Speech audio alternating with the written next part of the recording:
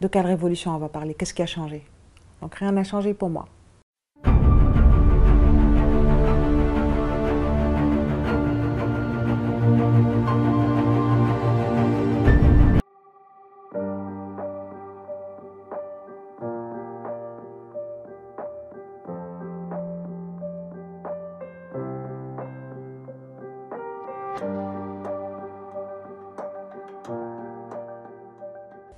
Quand la justice est noyautée, quand la justice est aux ordres, on ne peut pas parler de démocratie, on ne peut pas parler d'état de droit.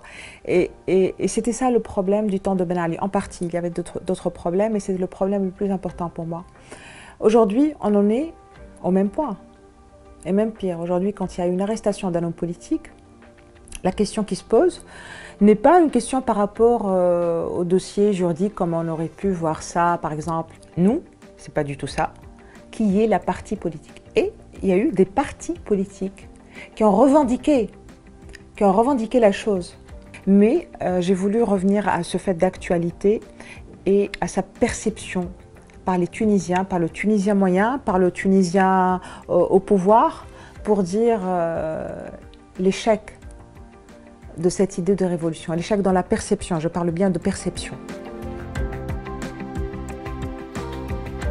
Il faudrait se mettre d'accord sur ce terme qui est un peu galvaudé aujourd'hui. Aujourd'hui, même les négateurs totaux de la démocratie se revendiquent de démocratie.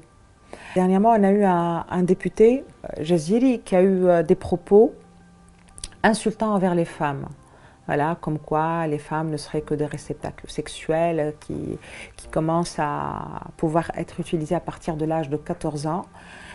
Et on a vu des Tunisiens défendre ces propos. Il y a eu tollé par rapport à ces propos, mais on a vu des Tunisiens, des jeunes aussi, défendre ces propos. Défendre ces propos comme quoi ce genre de propos faisait partie de la liberté d'expression et de la démocratie. Mais ce qu'on oublie toujours, c'est que la démocratie, au fait, n'est pas tout dire. La démocratie, c'est d'abord un socle commun de valeurs. Par rapport à ce pays, vous voyez un peu les maniaco-dépressifs qui passent 10 jours à croire que tout va très bien, qui sont super excités, et puis 10 jours où ils sont au fond du trou. Par rapport au destin et aux destinées de la Tunisie, je suis un peu dans ce cycle-là. Donc cette amertume, justement, vient de grandes espérances. Ceci dit, j'espère qu'il y a des Tunisiens, des citoyens tunisiens qui croient en l'État encore, et qui croient en l'État de droit, et qui se battront contre les forces rétrogrades pour que la Tunisie redevienne un État. Je ne dis pas un État de droit, parce qu'un État de droit, la Tunisie ne l'a jamais été pleinement, mais redevienne un État, parce que là, au point où on en est aujourd'hui, on en est à perdre l'État.